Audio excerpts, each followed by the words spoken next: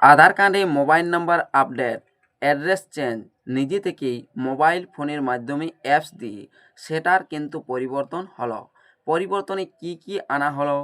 এই অ্যাপস থেকে mobile number update, address update ছাড়াও আরও কিছু কাজ হবে কি না, এমনকি এই অ্যাপে সম্পূর্ণ পরিবর্তন এসেছে। সেই পরিবর্তনগুলো কি দেখুন, আপনারা এই স্ক্রিনের মধ্যে দেখতেই পাচ্ছেন যে এই অ্যাপসটিতে যে সার্ভিস অপশানটি যেভাবে দেখা যাচ্ছিল বা সার্ভিস অপশানের মধ্যে যে অপশানগুলো ছিল সেই অপশানগুলো আর সব নেই। এখানে যে নামের পরিবর্তন দেখা যাচ্ছিল আপকামিং, সেই অপশানগুলো উঠে নেওয়া হয়েছে। পরকালে এই অপশানগুলো আসবে কি না এ নিয়ে আজকের ভিডিওতেই আমি আপনাদের সাথে আলোচনা করব। এর জন্য এই ভিডিওটি শেষ পর্যন্ত দেখুন। চ্যানেলে নতুন এসে থাকলে অবশ্যই চ্যানেলটিকে সাবস্ক্রাইব করে রাখবেন, পাশে দেওয়া বেল আইকনটি অল করে দিবেন যাতে পরবর্তী নতুন ভিডিও নোটিফিকেশন পেয়ে যান।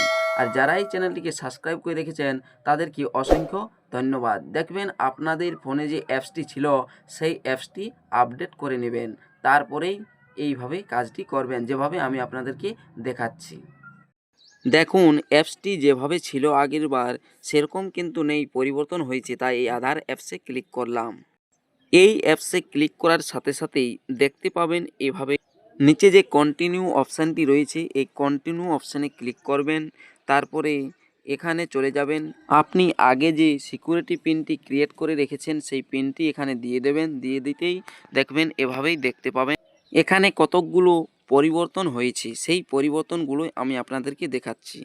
এই যে এখানে এই যে ডাউনলোড আধার অপশানটি রয়েছে, এই ডাউনলোড আধার অপশানে ক্লিক করলে এখানে মাস্ট আধার, অর্থাৎ যদি আপনার আধার নম্বর দেখাতে না চান আনমাস্ট, যদি আধার নাম্বার দেখিয়ে ডাউনলোড করতে চান সেক্ষেত্রে এভাবেই ডাউনলোড করা যাবে আধার কার্ডটি। এরপর দেখুন এখানে বায়োমেট্রিক আনলকড রয়েছে, বায়োমেট্রিক লক অথবা আনলক করতে পারেন এখানে ক্লিক করে।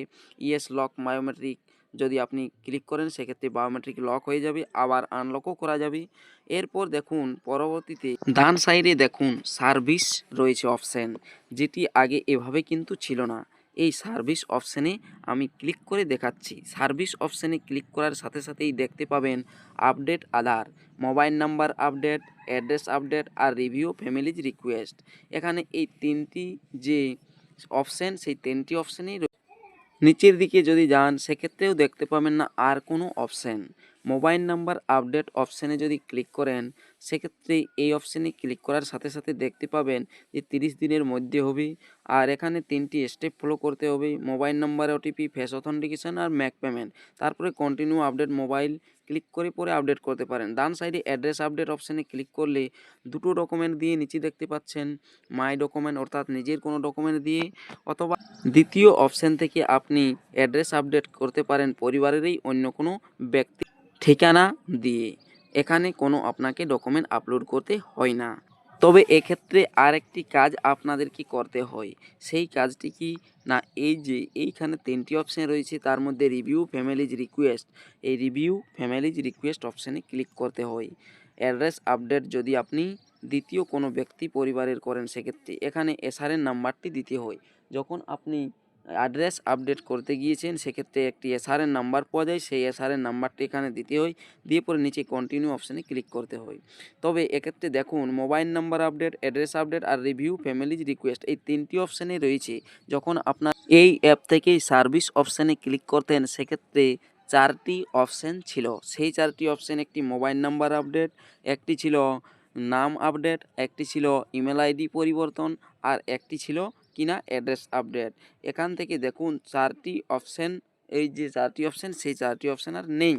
এখানে কেবলমাত্র দুটি অপশান মোবাইল নাম্বার আপডেট আর অ্যাড্রেস আপডেটেই রয়েছে। সেক্ষেত্রে ভবিষ্যতে যদি নাম আপডেট করা যায়, অর্থাৎ নাম পরিবর্তন করা যায় বা ওই ইমেল আইডি আপডেট করা যায়, অবশ্যই সেই অপশানগুলো পরবর্তীতে আসতে পারে। ভিডিওটি শেষ পর্যন্ত দেখার জন্য অসংখ্য ধন্যবাদ।